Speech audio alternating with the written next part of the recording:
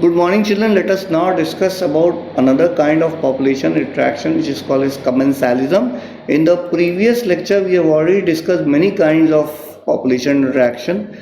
For example, we have discussed about predation.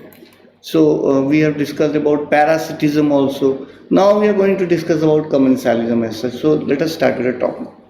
Now, commensalism is a very good example of interaction which is considered to be a positive interaction. Now, when the two different species are interacting with each other, in case of commensalism, there is a gain for one species and there is neither loss nor gain for another species. So, it is considered to be one of the best population interaction just below the category of mutualism.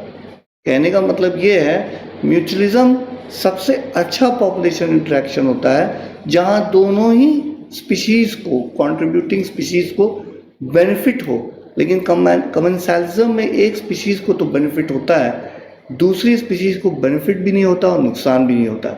तो ये commensalism एक अच्छा example है, अच्छे population interaction का example है just below the category of mutualism. So now let us start with the topic in detail.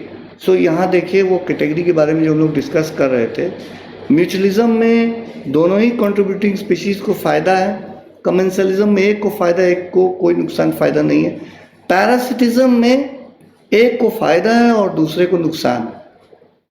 तो इस हिसाब से देखा जाए तो कमेंसलिज्म एक अच्छा पॉपुलेशन इंटरेक्शन है। Now let us start with certain examples which are given in your NCERT. Now, egret is a kind of bird which used to follow cattle which are grazing in the field. आपको मालूम होगा जब cattle field में graze करती हैं तो because they use to move their head, because of that movement insects which are hidden in the grasses they come outside, and when they come outside the egret bird is used to eat them. अब egret bird को grasses के अंदर खोज के ढूंढने की जरूरत नहीं, सिर्फ उसको क्या करना है, it has to follow the footsteps of the cattle grazing in the field. खाली एक बड़े कैटल के फुट स्टेप्स को फॉलो करना है, और जैसे जैसे कैटल ब्राउजिंग करेगी, ग्रेजिंग करेगी, ग्रासेस को खाएगी, अपने उसके हिलने डुलने से जो insects which are hidden in the grasses they will come out and those will be eaten up by the egret bird. तो यहाँ एग्रेट बर्ड को फायदा हो गया, कैटल को कोई फायदा या कोई नुकसान नहीं है। तो ये एग्जाम्पल है कमेंसलिज्म का।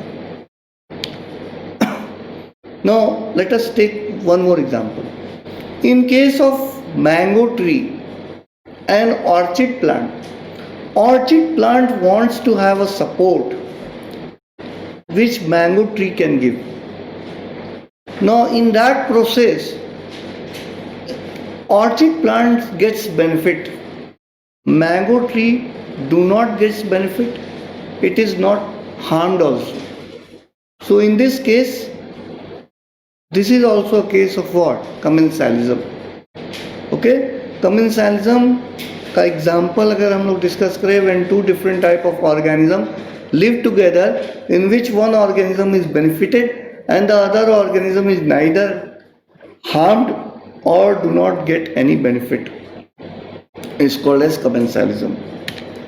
Now let us take another example of commensalism.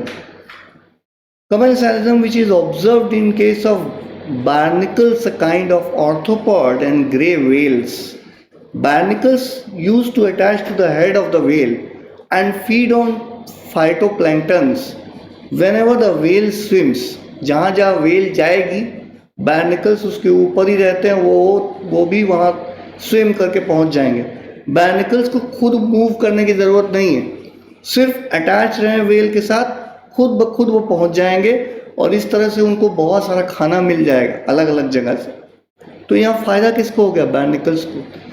Well को कोई फ़ायदा या नुकसान नहीं है अगर बार्निकल्स उससे अटैच है, क्योंकि वो इतने छोटे होते हैं। बार्निकल वेल को कोई भी नुकसान उससे नहीं है, हाँ फ़ायदा भी नहीं है। So this is again an example of what? Commensalism.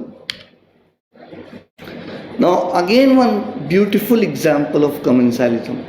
Clownfish and sea anemone. Clownfish lives very near to the sea anemone. This gives them protection. Sea anemone के पास स्ट्रिंजिंग टेंटिकल्स प्रेजेंट होते हैं, स्टिंजिंग टेंटिकल्स। जब clown fish के predators उसके बगल में आते हैं तो सी एनिमोन अपने टेंटिकल्स को बाहर ऐसे निकाल देता है। ये देख के जितने भी प्रीडेटर्स हैं जो क्लाउन फिश को खा सकते हैं वो भाग जाते हैं। तो इससे ना सी एनिमोन को कोई नुकसान है ना फायदा है। फायदा किसको हो जाता है यहाँ पे? क्लाउन फिश को। So this is again an example of what? कमेंसालिज्म।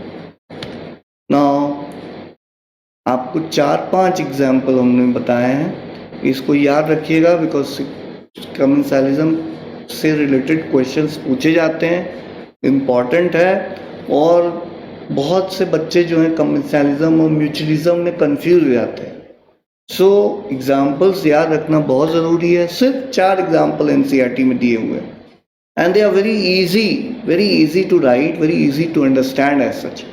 जितने भी तरह के पॉपुलेशन इंट्रैक्शन है सब बहुत आसान, सिर्फ याद रखना है एग्जाम्पल उसके।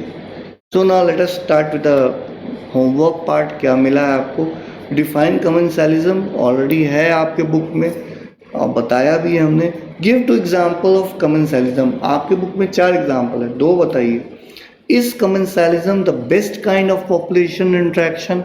वाई और वाई नॉट? तो देखिए यहाँ सोचने वाली बात है, क्यों?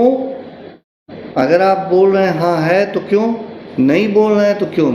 ये इस तरह का क्वेश्चन है। तो commensalism one of the best type of population interaction तो हो सकता है, लेकिन best type of population interaction नहीं है, क्योंकि best type of population interaction है both of the species which are interacting with each other should derive benefit from each other, which does not occur in case of commensalism. Commensalism में सिर्फ एक species benefit है, दूसरे को कोई benefit और harm नहीं होता है। So I hope you like my lecture. Thank you very much. Have a nice day.